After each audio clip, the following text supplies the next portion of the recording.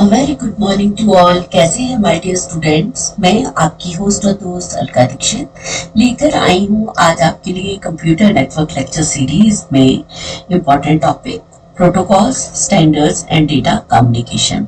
जो यहाँ पर प्रोटोकॉल और स्टैंडर्ड्स की बात है वो ज़्यादा इम्पोर्टेंट है। डेटा कम्युनिकेशन एक बेस है जो हम पूरे नेटवर्क्स के लिए एक बेस स्टैब्लिश होता है कि किस तरह से कम्युनिकेशन होती है।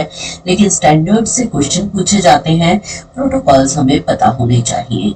तो मेरे जो लेक्चर्स बेस्ड है वो सिर्फ इसलिए नहीं है कि सिर्फ आपको अपना सिलेबस कंप्लीट करना है। मेरी कोशिश ये रहती है कि जो भी कॉम्पिटिटिव एग्जाम्स में क्वेश्चन पूछे जाते हैं वो भी आप लोगों के लिए ज़्यादा अच्छे से क्लियर हो जाए। तो इसी के साथ लेक्चर को शुरू करते हैं, that is protocol, standards and data communication. थोड़ी हिम्मत बांध के बैठिए क्योंकि लेक्चर थोड़ा लंबा हो जाएगा, तो घबराए नहीं। लेकिन कंसेप्ट जब आप इसको पढ़ के जाएंगे तो आपके कंसेप्ट जो है वो कम्प्लीटली क्लियर होंगे। तो डियर स्टूडेंट्स, पहले आ जाता है आपके पास प्रोटोकॉल्स एंड स्टैंडर्ड्स। लेकिन पहले हम प्रोटोकॉल्स को स्टडी करेंगे।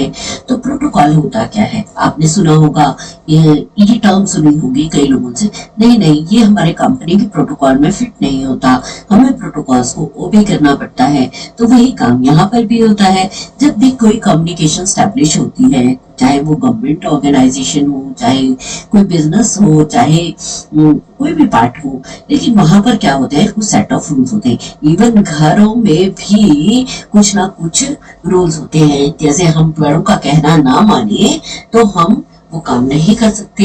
हमें घर से बाहर जाना है, पार्टी करनी है, लेकिन हमें पहले बड़ों से पूछना है। क्यों? क्योंकि ये हमारा घर का प्रोटोकॉल है। यानी कि कुछ रूल्स बने होते हैं जिन्हें हमें फॉलो करना होता है। तो प्रोटोकॉल क्या होता है? It is a set of rules that govern the communication between the devices. Both service and receiver follow the same protocols to communicate with each other. ठीक है, जो भी सर्विस है, जो भी सेंडर है, ठीक है, यहाँ जो है वो फॉलो द सेम प्रोटोकॉल्स। ठीक है, कभी टाइपिंग मिस्टेक्स हो जाती हैं तो हमें करना क्या है, जो भी सर्विसेज हमें अवेल करनी है तो हम दोनों के पास सेम तरह के जो भी ठीक है, तो वो sender and receiver follow the same protocol. दोनों को सेम प्रोटोकॉल्स को फॉलो करना पड़ता है जब वो आपस में कम्युनिकेशन करेंगे। यानी कि लेवल भाई दोनों का सेम होना चाहिए। तो इसमें होता क्या है माय डियर स्टूडेंट्स, कि आप लोग देखिए कि जैसे मान लीजिए आपने अपने फ्रेंड को व्हाट्सएप किया, लेकिन अगर उसके पास व्हाट्सएप की एप्लीकेशन नहीं है या ऐप उसके पास इंस्टॉल नहीं है, तो आप उसको कितने भी मैसेजेस भेजते रहिए, कितने भी फोटोग्राफ भेजिए, कितनी भी विशेष भेजिए, लेकिन वो उसके पास अवेलेबल उस तक नहीं पहुंचेंगे। क्यों? वो सिर्फ तब पहुंचेंगे जब वो भी अपने फोन में व्हाट्सएप को इंस्टॉल करें। So a protocol performs the following functions. क्या क्या होते हैं प्रोटोकॉल परफॉर्म करने के फंक्शंस? फर्स्ट होता है data sequencing. It refers to the breaking along messages into smaller packets of the fixed. ठीक है, fixes data sequencing rules define the method of numbering of packets to detect loss or duplication of packets and to correctly identify packets which belong to the same message. ओहो, इतना सब कुछ नहीं, घबराए नहीं। देखिए डियर स्टूडेंट्स, इसमें कहा है कि जो बहुत बड़ा मैसेज है उसको हम क्या करते हैं, छोटे छोटे पैकेट्स में डिवाइड कर देते हैं। और वो जब हमने छोटे छोटे पैकेट्स डिवाइड किए तो वो किसी भी नेटवर्क से होकर जाए, किसी भी रूटर से होकर जाए, लेकिन जो रिसीवर की मशीन है उस पे वो उसी ऑर्डर में असेंबल होने चाहिए। अब हमने नंबरिंग क्यों करी पैकेट्स की? ताकि इन बिटवीन रास्ते में कहीं कोई पैकेट लॉस हो गया या डुप्लीकेशन ऑफ पैकेट हो गया तो यहाँ पर एरर होने के चांसेस ज्यादा हो जाते हैं। लेकिन हमें एरर को करना है कम और यूजर तक जो डेटा है वो सेफ मोड में पहुंचाना है। तो इसलिए हम करते हैं data sequencing of the message. जैसे मान लीजिए आपने क्या करा, मेल करी अपने फ्रेंड को। अब मैक्सिमम जो डेटा है एक मेल पे 25 MB डेटा सेंड होता है, लेकिन हमें करना क्या है कि हम पूरी जो मेल्स में नंबर ऑफ फाइल्स जो है वो ज्यादा अटैच करते हैं। 25 MB तक मैक्सिमम डेटा हमने सेंड कर दिया, लेकिन यूजर को वो उसी ऑर्डर में मिलेगा। यानी कि जो फर्स्ट मेल आपने भेजी थी वो फर्स्ट मेल ही मिलेगी, सेकंड फिर थर्ड फिर वो उसी ऑर्डर में, चाहे वो जल्दी सेंड हो गई हो फोर्थ वाली मेल, यानी कि उसका साइज थोड़ा कम है लेकिन वो जल्दी सेंड हो गई, लेकिन अब वो रिसीवर तक उसी ऑर्डर में पहुंचेगी। नेक्स्ट आ जाता है data routing. Data routing depends the most efficient path, ठीक है। यानी कि जब हमें डेटा को रूट करना है, ठीक है, जब हमें डेटा को रूट करना है, रूट करना मतलब डेटा का पाथ सेट करना है कि वो किस पाथ से जाए ताकि वो एफिशिएंट वे में source between the source destination तक से जाए और एफिशिएंट पाथ तक पहुंच जाए। तो इसको बोलते हैं डेटा राउटिंग। यानी कि सोर्स और डेस्टिनेशन के बीच में जो पाथ सेट होगा वो क्या होना चाहिए, एफिशिएंट होना चाहिए। यानी कि इट मीन्स कि ट्रैफिक नहीं होना चाहिए वहां पर बहुत ज्यादा, वहां पर एरर होने की चांसेस है। अगर ज्यादा ट्रैफिक होगा तो उसको टाइम ज्यादा लगेगा। लेकिन हम लोग क्या कहते हैं कि कंप्यूटर की दुनिया में टाइम भाई कम लगना चाहिए।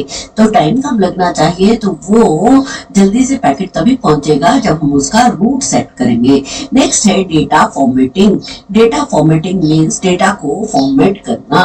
Data formatting rules define which group of bits और characters within packets constitute data control addressing और अदर इंफॉर्मेशन, ठीक है। डाटा फॉर्मेटिंग यानी कि फॉर्मेट करना। हमें जैसे हम वर्ड में फॉर्मेटिंग करते हैं, लेफ्ट अलाइन, राइट अलाइन, क्या टेक्स्ट देंगे, क्या फॉन्ट देंगे, ये क्या होता है, जैसे फॉर्मेटिंग होता है। तो इसमें यहाँ पे हम डेटा की फॉर्मेटिंग करते हैं। Data formatting rules define which group of bits और कैरेक्टर विद इन पैकेट्स, कौन सा ग्रुप ऑफ पैकेट्स, कौन से ग्रुप ऑफ बिट्स जो है वो पैकेट में कॉन्स्टिट्यूट हो रहे हैं। Data control addressing and other information. अगर आपने मान लीजिए अपने फ्रेंड को एक लेटर सेंड करना है, अगर लेटर सेंड करना है तो क्या आप उसको एक पैकेट में डाल के पोस्ट बॉक्स में डाल देंगे? नहीं, वो तो उस तक पहुंचेगा नहीं, किसी अनलेस और अनटिल वो किसी तक भी नहीं पहुंचेगा अगर आपने अपना एड्रेस भी नहीं दिया है। तो होगा क्या कि वो पैकेट अगर आपने फ्रेंड तक भेजना है तो उसमें कुछ लेटर भी डालेंगे, यानी कि आपने डेटा डाल दिया। डेटा डालने के बाद फिर आपने क्या किया माय डियर स्टूडेंट्स, डेटा डालने के बाद आपने किया उसको कंट्रोल, ठीक है।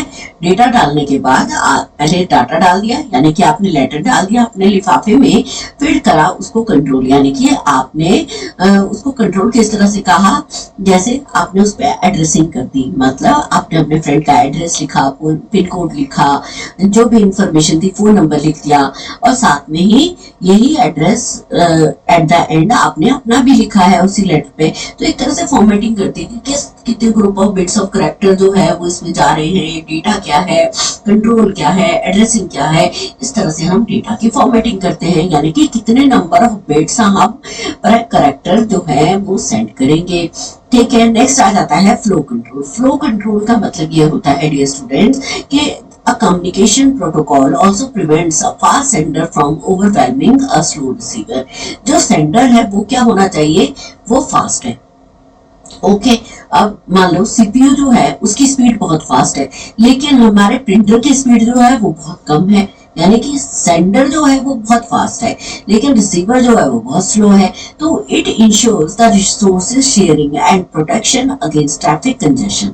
अब इससे क्या होगा कि ट्रैफिक कंजेशन को हमें बचाना है, क्योंकि ट्रैफिक तो बढ़ जाएगा, गाड़ियां बहुत सारी आ गई, रोड तो नहीं है। तो होगा क्या कि उस फ्लो को कंट्रोल करने के लिए मैक्सिमम ट्रैफिक पुलिस जगह जगह लगाई जाती है, ठीक है। तो अब यहाँ पर ट्रैफिक कंजेशन हो जाएगा। तो bye regulating the flow of data on communication lines, अब हमें क्या करना है, जो कम्युनिकेशन लाइंस है, जो हमारे पास रोड्स अवेलेबल है, उसी से हमें मैक्सिमम ट्रैफिक को पास ऑन करना है। तो हमें रेगुलेट करना पड़ेगा फ्लो ऑफ डेटा। जैसे आप लोगों ने देखा होगा कई जगह वन वे रूट बनाए जाते हैं, ठीक है, तो वो इसीलिए बनाए जाते हैं ताकि फ्लो कंट्रोल हो, ट्रैफिक कम से कम लगे। तो यहाँ भी हम ऐसा ही करते हैं कंप्यूटर नेटवर्क्स में कि जो हमारा फ्लो ऑफ कंट्रोल है उसको रेगुलेट करना है ताकि एक ही जगह सारी नोड्स जो है वो वहीं उस पाथ पे ना चली जाएं, उसी पाथ पे सारा डेटा जो है वो वहीं से सेंड ना करना शुरू कर सकते। नेक्स्ट आ जाता है dear students error control. Error control, these rules are design to detect errors. ठीक है, एरर अब आ गई, ठीक है, नो डाउट ऐसा तो होता नहीं है कि गाड़ियां सड़क पे निकले और एक्सीडेंट ना हो। अगर एक्सीडेंट हो ही गया तो हम उस एक्सीडेंट के पार्ट को किस तरह से सॉल्व करेंगे, वही काम यहाँ पर भी होगा। एरर कंट्रोल में जो भी एरर अगर आ गया तो हमें उस एरर को डिटेक्ट भी करना है in messages and ensure transmission of the correct message. अब हमें क्या करना है, ट्रांसमिशन ऑफ करेक्ट मैसेज पे फॉरवर्ड करना है। The most common method is to retransmit erroneous message block. जो एरर आ गया है उसको ब्लॉक कर दो। आप लोगों ने देखा होगा किसी गाड़ी का एक्सीडेंट होता है तो ट्रैफिक पुलिस वाले उसको बोलते हैं चल भाई साइड लगा दे, तो यहाँ पे वैसा ही हो रहा है। अगर कोई एरोनियस मैसेज आ गया, एरोनियस ब्लॉक आ गया तो उसको साइड लाइन कर देते हैं, so that in such case a block having errors is discarded by the receiver and is retransmitted by the sender। तो इससे क्या होगा कि जो रिसीवर है उस मैसेज, जो एरर मैसेज है उसको रिसीव होने से बच जाएगा और जो सेंडर है वो फिर से उस डेटा को ट्रांसमिट करेगा। नेक्स्ट आ जाता है precedence and order of transmission. Precedence होता है कि पहले कौन जाएगा, पहले कौन डेटा सेंड करेगा। So these rules ensure that all the nodes get a chance to use the communication lines and other resources of the network based on the priorities assigned to them. ठीक है, जितने भी network पे packets हैं जो data travel कर रहे हैं उसमें हम प्रायोरिटीज को असाइन करते हैं कि कौन सा पैकेट जो है वो हमें पहले भेजना है। प्रेसिडेंस मींस पहला कौन सा जाएगा, पहला कौन से किसको प्रायोरिटी ज्यादा है। ठीक है, जैसे मान लीजिए आप लोग सभी लोग फीस डिपॉजिट करवा रहे हैं या कहीं आप इस ऐसी जगह खड़े हैं जहां बहुत ग्रुप में है, तो जैसे ही कोई टीचर आता है तो आप उसको प्रायोरिटी देते हैं कि प्लीज पहले आप जाइए। ठीक है, तो ऐसा ही होता है। तो प्रेसिडेंस क्या हो गई, ऑटोमेटिकली उसका जो प्रेफरेंस है वो हमने इंक्रीज कर दी। नेक्स्ट ईयर स्टूडेंट्स ये आ जाता है आपका connection establishment and termination. Connection establishment and termination आप लोगों ने देखा होगा, बहुत देखा है। चलिए मैं थोड़ा सा डिफाइन कर देती हूँ। तो इसमें होता क्या है कि जब आप दो लोग कम्युनिकेशन कर रहे हैं, या एक अच्छा सा एग्जांपल और देती हूँ कि जब आप दो लोग वीडियो कॉल्स कर रहे हैं, ठीक है, अब वीडियो कॉल हो रहा है तो वो क्या होना चाहिए, दोनों के बीच में जो वीडियो कॉल होती है तो सबसे पहले इंटरनेट होना चाहिए दोनों के पास, और जो वीडियो कॉल कम्युनिकेशन पहले फिर क्या होनी चाहिए, वो एप्लीकेशन होनी चाहिए जिसके थ्रू आप वीडियो कॉल कर सके। Then how connection is established. अब उन दोनों के बीच में कनेक्शन कैसे एस्टैब्लिश होगा, स्टैब्लिश हो गया, अब दोनों ने कम्युनिकेशन स्टार्ट कर दी। तो जो नेटवर्क प्रोवाइडर्स होते हैं वो या जो कंप्यूटर नेटवर्क्स के अंदर उस कनेक्शन को मेंटेन भी रखना है। कितनी देर के लिए हमें मेंटेन रखना है, जब तक कि उन दोनों की कम्युनिकेशन पूरी ना हो जाए। एंड टर्मिनेट, जैसे ही कम्युनिकेशन कंप्लीट होती है तो वो जो एक लिंक स्टैब्लिश होता है दोनों सेंडर और रिसीवर के बीच में, जो दो फ्रेंड्स आपस में कम्युनिकेशन कर रहे हैं, जो दोनों वीडियो कॉल कर रहे हैं, उसके बाद वो कनेक्शन टर्मिनेट भी हो जाए। When two nodes of a network want to communicate with each other, दो नोड्स जो है नेटवर्क पे कम्युनिकेट करना चाहती हैं विद ईच अदर। क्लियर है। नेक्स्ट आ जाता है my dear students data security. Providing data security and privacy is also built into common communication software package. Data security में क्या होता है कि अगर मुझे डेटा सिक्योरली सेंड करना है, भाई ऐसा ही नहीं है कि मैंने कोई मेल भेजी वो मैंने सेंड कर दी। मैं चाहूंगी कि जो मैंने मेल जिसको भेजी है वही पर्सन जो है उस मेल को चेक करे। तो इसके लिए हम बहुत सारे सॉफ्टवेयर पैकेजेस को यूज करते हैं ताकि हमारा जो डेटा है सिक्योर और प्राइवेसी यानी कि प्रोटेक्टेड फॉर्म में उसी यूजर तक पहुंचे, ताकि हम प्रिवेंट कर सके अनऑथराइज्ड यूजर्स को कि वो उस डेटा को एक्सेस ना करें।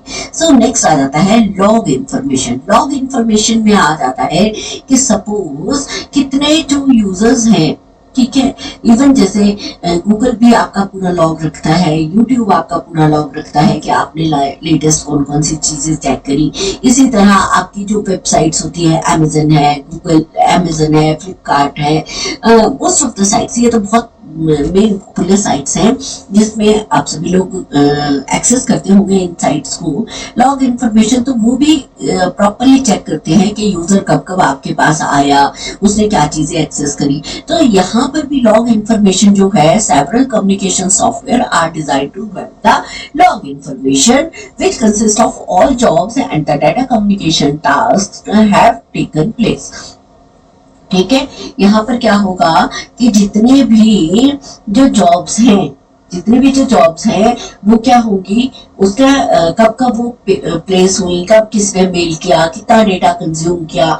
ठीक है, तो ये सारी लॉग इन्फॉर्मेशन जो है वो आपके सॉफ्टवेयर रखते हैं जो कि नेटवर्क बेस्ड होते हैं। Their usage of the network resources का कब कब कितना नेटवर्क रिसोर्सेज कहाँ यूज हुआ है। ये अपने आप में बहुत बड़ा जो डेटा है वो अंदर जाके स्टोर हो रहा है। ठीक है, इसमें नेक्स्ट पार्ट आ जाता है हमारा स्टैंडर्ड्स। अब स्टैंडर्ड्स को हम फॉलो करेंगे। स्टैंडर्ड्स में क्या होता है, स्टैंडर्ड्स आर द एसेंशियल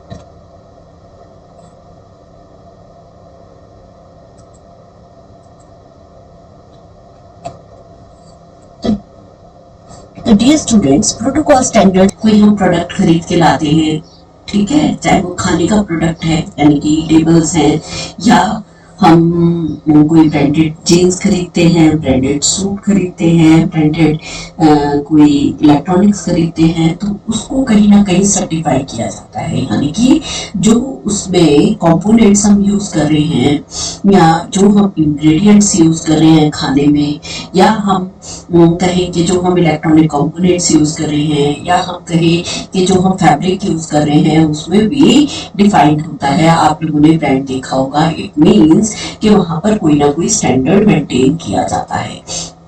उसी तरह हमारे पास नेटवर्क कम्युनिकेशन में भी स्टैंडर्ड्स को हम यूज करते हैं। Standards are essential in creating and maintaining open in and competitive market for the equipment manufacturer.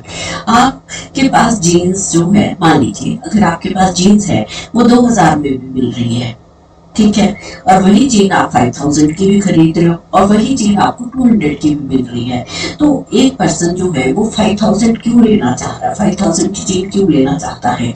अगर थोड़ी गुंजाइश कम है तो पर्सन 2000 की चीज खरीदता है, लेकिन क्यों खरीद रहा है, क्योंकि उसमें एक स्टैंडर्ड है, कंफर्ट है, उसकी क्लोथिंग है, जो भी उसमें फैब्रिक यूज किया गया है वो अच्छी बेटर क्वालिटी का है। जब भी हम कोई घर के लिए इलेक्ट्रॉनिक्स खरीदते हैं, हम बोलते हैं हमें IFB खरीदना है, हमें कोई ब्रांडेड मशीन खरीदनी है, क्यों, क्योंकि उसके जो मैन्युफैक्चरिंग है वो प्रॉपर हो रखी है।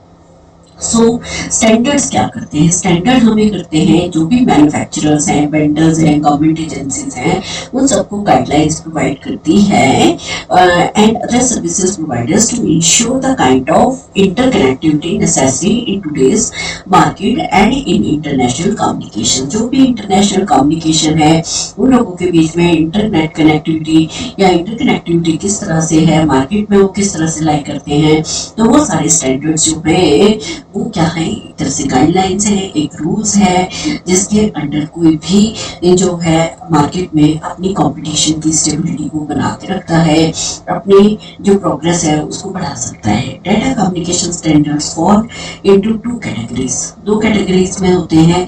एक होता है डी फैक्टो, डी फैक्टो को जो हम बोलते हैं बाई फैक्ट, ठीक है, बाई फैक्ट मतलब हम ये कहते हैं कि ये मेरी जो शॉप है ये मेरे जो बुजुर्गों से है तब से चली आ रही है। क्यों, क्योंकि हमने जो उस टाइम जो क्वालिटी थी आज भी हम उस क्वालिटी को मेंटेन करके रखे हुए हैं, तो बाई फैक्ट है, ठीक है। और बाई लॉ यानी कि जो by law as per the जो हमारे लिए रूल्स बनाए गए हैं, उन रूल्स और रेगुलेशंस को हम कंप्लीटली फॉलो कर रहे हैं, ठीक है। तो de jure and de facto दो चीजें हैं, डी फैक्टो बाई फैक्ट और de jure means by regulation, ठीक है। De facto are the standards that have not been approved by an organized body, ठीक है। डी फैक्टो मींस किसी organized body ने उसको अप्रूव नहीं किया। जैसे आपको एग्जांपल दिया मैंने कि किसी ने एक शॉप खोल रखी है। उसने कहा कि मेरे एंसेस्टर्स की शॉप है, लेकिन आज भी हमने उस स्टैंडर्ड को मेंटेन कर रखा है। क्या उसको कोई ऑर्गेनाइज्ड बॉडी होल्ड करके रख रही है? नहीं। तो इसीलिए तो हम यहाँ इसको बोलते हैं de facto. De facto standards are often established originally by the manufacturers who seek to define the functionality of the new product और टेक्नोलॉजी। कोई भी नया प्रोडक्ट है, कोई भी नई टेक्नोलॉजी है, उसको एक मार्केट में स्टेबिलिटी मेंटेन करने के लिए हम उसके लिए यूज करते हैं de facto. And de jure are the standards that have been legislated by an officially recognized body. De jure जो है, कोई भी ऑफिशियली रिकॉग्नाइज्ड बॉडी है, वो उसके स्टैंडर्ड्स को मेंटेन करती है। नेक्स्ट आ जाता है my dear student standards organization, यानी कि ये जो स्टैंडर्ड्स हैं, चाहे वो इलेक्ट्रॉनिक्स है, चाहे नेटवर्क है, चाहे कोई टेलीकम्युनिकेशन है, उन सब के लिए जो स्टैंडर्ड्स हैं वो कौन मेंटेन करता है? उसके लिए अलग अलग ऑर्गेनाइजेशंस हैं। जैसे यहाँ पर है आईएसओ, ठीक है, हम बात कर रहे हैं आईएसओ की। आईएसओ क्या है? इंटरनेशनल स्टैंडर्ड ऑर्गेनाइजेशन, ठीक है। इंटरनेशनल स्टैंडर्ड और यानी कि यहाँ पर नेशनली इंटरनेशनली जो स्टैंडर्ड्स हैं वो मेंटेन किए जा रहे हैं। Is a multinational body whose membership is drawn mainly from the standard creation committee of the various government throughout the world। Different various governments हैं जो थ्रू आउट द वर्ल्ड है, वो इन स्टैंडर्ड्स को मेंटेन करके रखी हैं, ठीक है। नेक्स्ट आ जाता है इंटरनेशनल टेलीकम्युनिकेशंस यूनियन, है ना, and telecommunication standard sector ITUT, ठीक है। तो ये जो है, ये होती है consultative committee for the international telegraphy and telephony. जो हम टेलीग्राफ मैसेजेस भेजते हैं या हम टेलीफोनी के थ्रू जो यूज करते हैं, वहां पर ITUT जो है वो पर्टिकुलर रिसर्च और जो भी रिसर्चेस होती हैं उनको स्टैब्लिश करना है, उनके स्टैंडर्ड्स को मेंटेन करना है। टेलीकम्युनिकेशंस में जैसे हम फोन के थ्रू जो भी डेटा फॉरवर्ड करते हैं या रिसीव करते हैं, उन सबको मेंटेन करने के लिए data will be done through the ITUT, ठीक है। International telecommunication union, telecommunication standard sector. Next आ जाता है American standard, American National Standard Institute, उसी को बोलते हैं हम ENSI।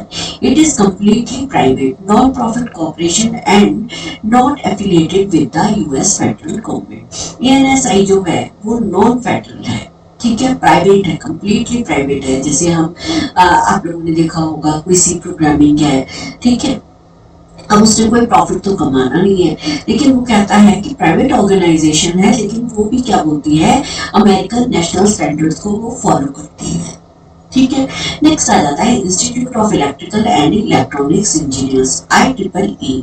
अब जितने भी नेटवर्क के कंपोनेंट्स होते हैं, जैसे आप हब, स्विच, जितने भी इलेक्ट्रॉनिक्स आप यूज करते हो, that all will be standardized by the IEEE। It is the largest professional engineer society in the world. Its aim is to advance theory, creating and product quality in the fields of electrical engineering, electronics and radio as well as in the related branches of the engineering। जितने भी engineering के branches में ये सारे products use होते हैं, उसको जो सर्टिफाई करता है वो करता है IEEE।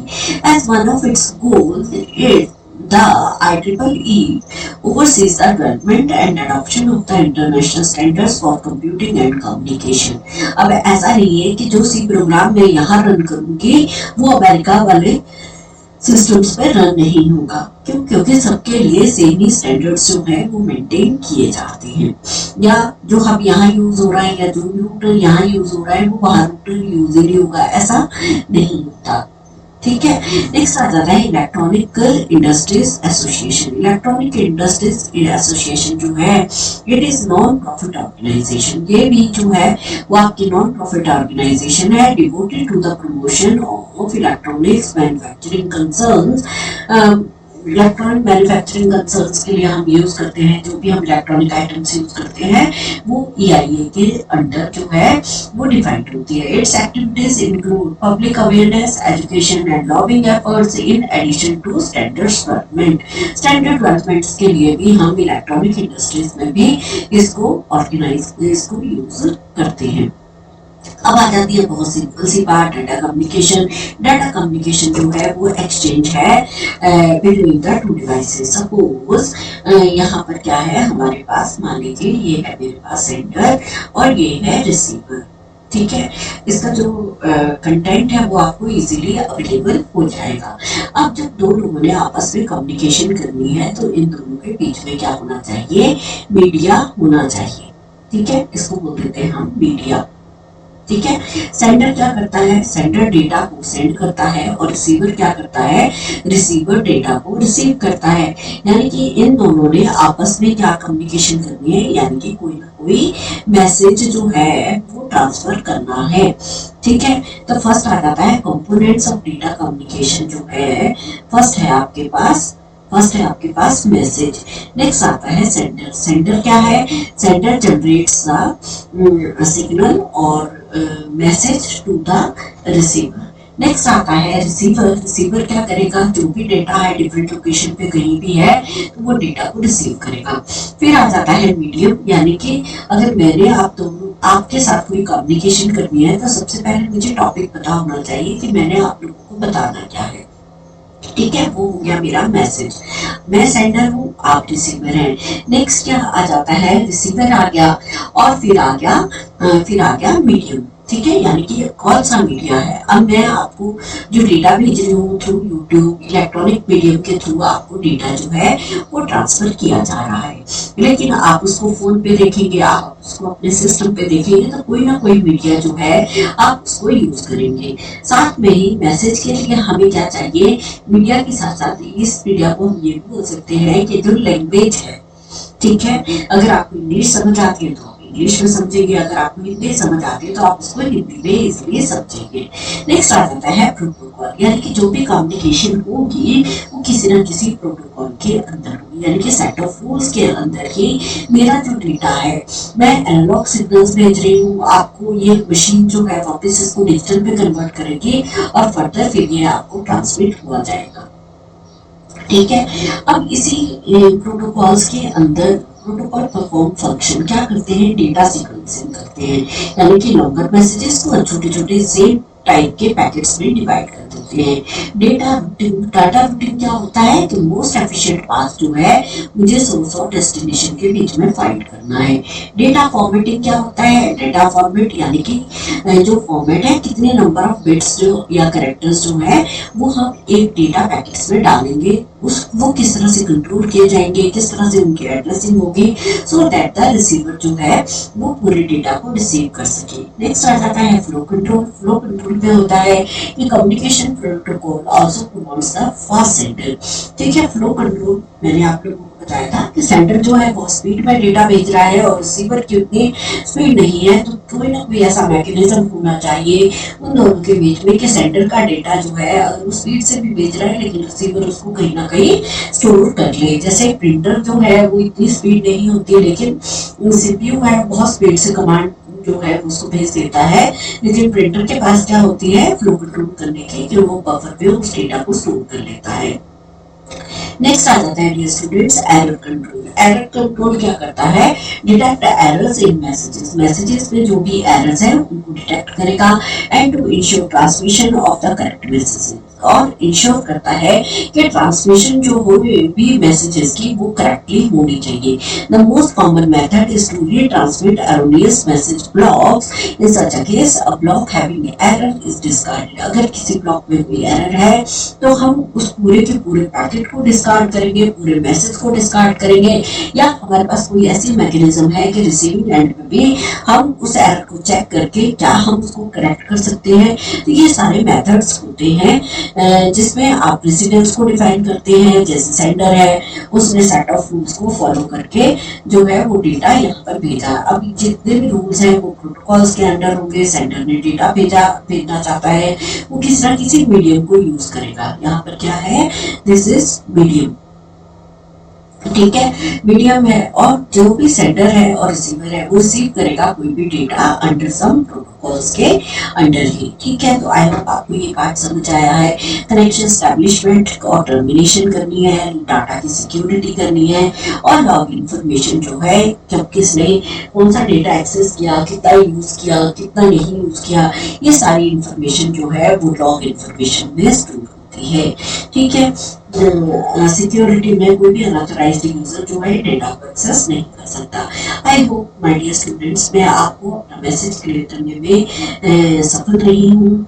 मुझे सक्सेस रेट अच्छा लग रहा है क्योंकि आप लोग लेक्चर्स देखते भी हैं, पसंद भी करते हैं। So thank you, thanks a lot. अगर आप लोगों को लेक्चर्स पसंद आ रहे हैं तो please like, share and subscribe जरूर कीजिए। जल्दी ही मिलूंगी आप नए लेक्चर के साथ। Thank you, thanks a lot.